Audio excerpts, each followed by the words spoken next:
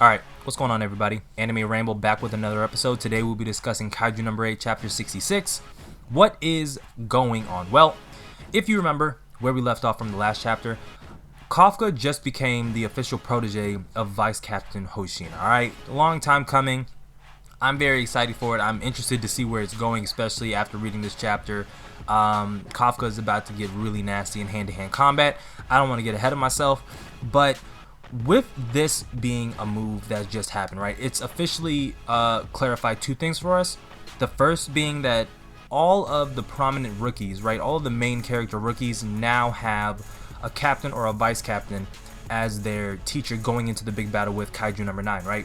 So you have Kafka with Vice Captain Hoshina, you have Kikoru with Captain Arumi, and you have Reno and Iharu with the 4th Division Captain, Captain Jugo. Okay, so everybody is set up pretty well going into this final month or these final 3 weeks leading into their big hurrah against Kaiju No. 9, assuming they actually find him, assuming the attack goes well, and assuming Kaiju No. 9 doesn't take any more lives and any more bodies for the Kaijuification process. The second thing that this confirms is something that I've always wondered about Kaiju, and that's just how far back this actually goes. If you remember from a previous video that I said, or if you just remember in general, about the time period when Vice Captain Hoshina was reminiscing about his past, right? When he was just a Defense Force member, he wasn't a vice captain at the time, he was just, you know, a regular grunt. And the higher ups at the time were telling him, hey, look, you should retire. Hey, you should really think about doing office work, because much like Kafka, Vice Captain Hoshina's fortitude output was not high and they didn't deem him necessary to be in the Defense Force.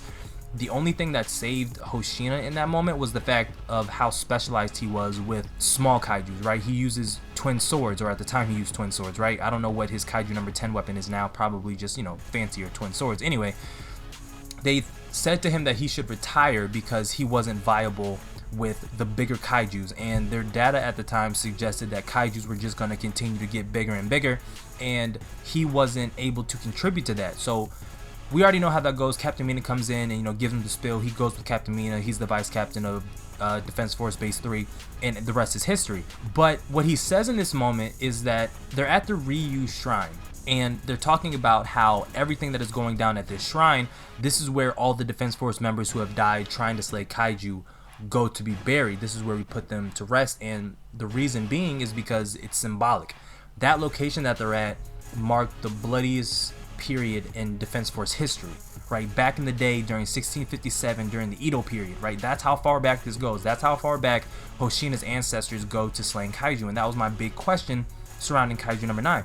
How far back does this shit go? Because I can't start to speculate if I don't know if this is a new phenomenon or if this is something that they've lived with since the formation of, you know, their country, right? But, so we get that clarification. So his ancestors have been slain, and the kaiju that we've seen that did the most damage, we didn't get a name, we didn't get a number, but I can only assume that this is probably the most ferocious kaiju that they had. Maybe this kaiju was so ferocious they had to create the new term Dai Kaiju just for this one.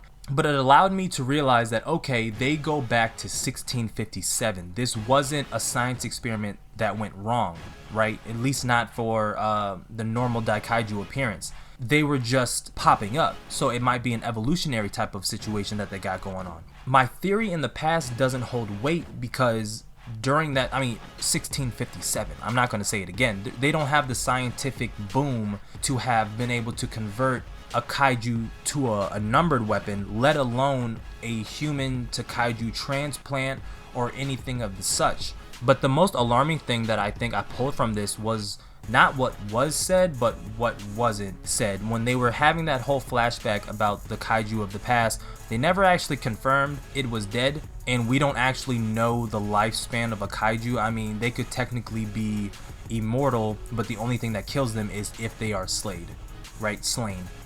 Do they live for 200 years? Do they live for 300 years? Do they live for 1,000 years? We just simply don't know. We don't know how old Kaiju No. 9 is. Number 10 was relatively young because Number 9 created Number 10, but we just don't know how young or old Kaiju No. 9 is.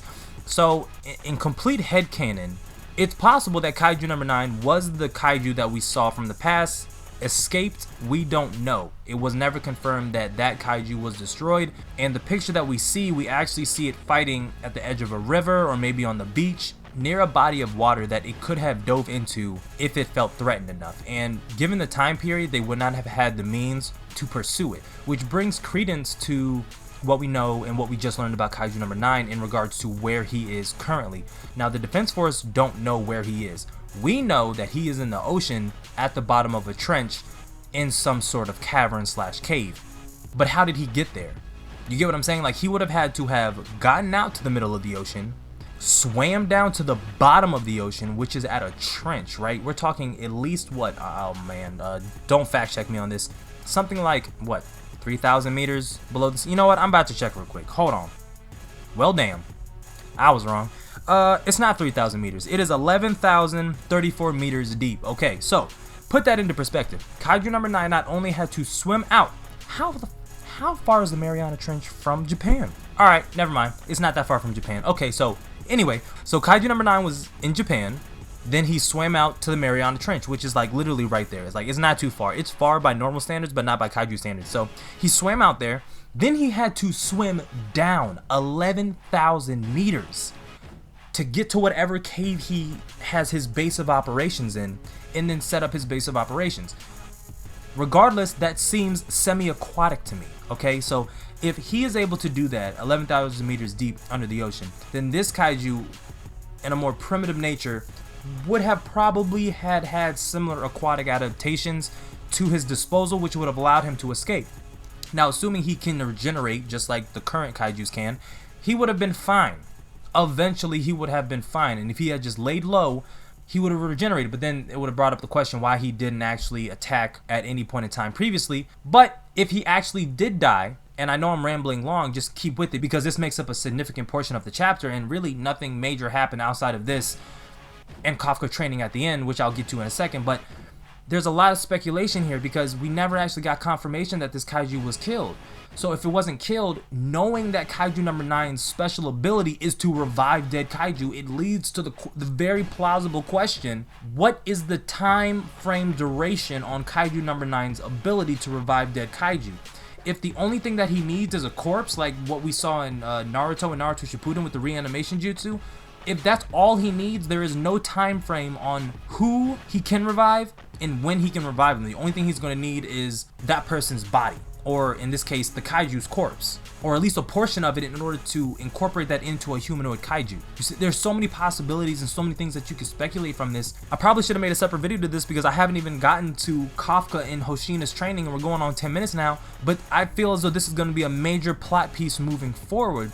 You got to think, we know a lot more than the characters in the series do. We already know where Kaiju number 9 is. The Defense Force does not. We know what Kaiju number 9 is planning. The Defense Force does not. So when I speak about these things and I think about these things and I plug all the pieces together, it comes from a place of how does this factor into the current story? Because like it or not, there is a lot of nature that is surrounded in this series, much more than what you see in previous manga, previous anime, and anything that is out currently.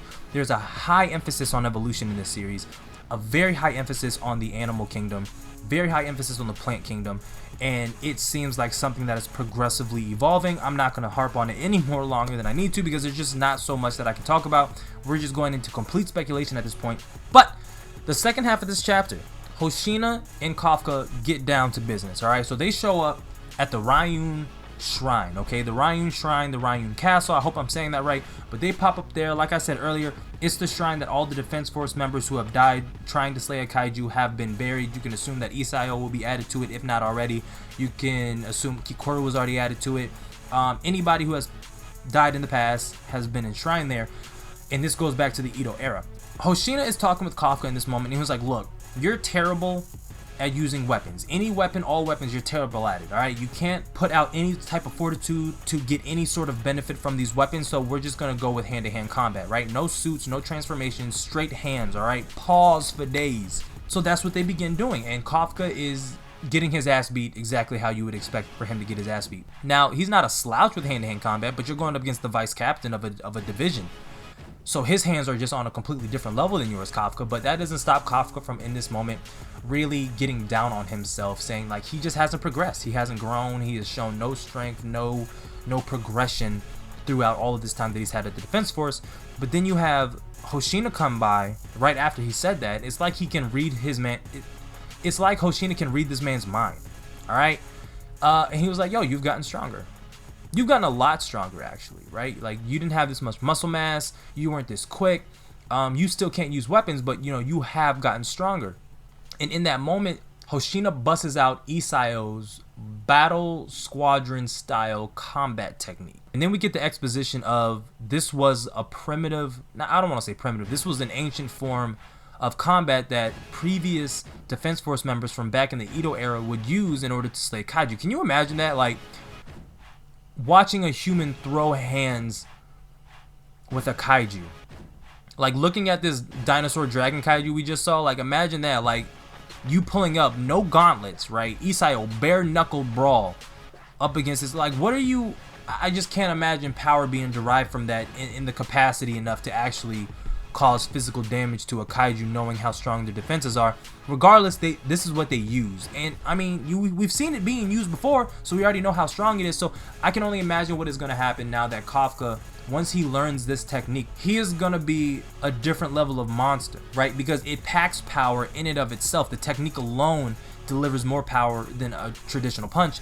So Kafka is going to be stronger just off the strength he's learning that technique, and then he's going to be 100 times stronger once he actually does transform completely, assuming he transforms completely, because he still has that issue going on with his hand and we haven't learned anything new about it. So moving forward, I expect for him to just do partial transformations, and I think this would be really good for him in that era.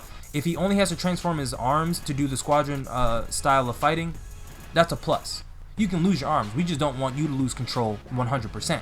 If he has to use it in conjunction with his legs in order to give him more speed, he can do that as well. He's not just out there 100% relying on the power of Kaiju number 8, and I think that's going to be the big takeaway moving forward when we see the big battle go down and he has to actually rumble. In the very last part of this chapter, the very end, the last 2 pages, right before they leave the temple, right? Kafka, he's thinking Hoshina, you know, they make the commitment to train every single day. He's going to get stronger. He's going to learn these techniques and everything like that. He turns the bow to the shrine, to the Ryuni temple. What happens is, it wasn't surprising. It was just like, you know, a little bit alarmed, because I was like, okay, maybe he got hit one too many times in the head. He wasn't transformed, and, you know, maybe Hoshina was actually still angry from before and was taking a little bit more frustration out on him than previously suggested. But no, that's not the case. It was this dude in this traditional samurai armor, right? This uniform, and it's very apparent from, if you read the chapter, you saw that when they were fighting the ancient kaiju in 1657, this was the uniform that they had on. So it's clear that this is a ghost. All right, that's alarm number 1. It hasn't said anything to Kafka. That's alarm number 2. It's just staring at them with a menacing Oni face on. That's alarm number 3. And alarm number 4 is that Kafka doesn't actually say anything to the vice captain, and he just lets it rock, because the person in the mask, the ghost I'm talking about, doesn't actually say anything. I can only imagine he was pissed off because he's been sleeping for, 1, 2, 300 years. And now you got people coming there to like, imagine that. Imagine you're training kung fu or martial arts in a graveyard in America. Like, that's the equivalent of this. So I can only imagine this ghost was like, yo, what the fuck are you doing, bro? Like, I'm just trying to chill. Alright, I've saved this country once. It's on you. Leave me alone. Don't come here drawing kaiju spirits and disrupting my sleep just because you want to get strong because you're trash. What does that actually mean, though? Right? What does Kafka seeing this ghost actually mean? Is he dying? Is it a mirage? Is this going to be like a Yoda talking to Luke situation in Star Wars, where he just passes down words of wisdom? Like, what's actually going to become of this? Because he has the vice captain to train him. I can't see him getting 2 senseis, 2 masters to help him fight. It would be dope, right? Like, imagine that. Like, he's training with Hoshina at the shrine in, you know, reality, but he has this ghost chilling beside him. Like, yeah, that's not gonna work. You need to train like this, and actually teaching him more of combat. I'm really rambling at this point.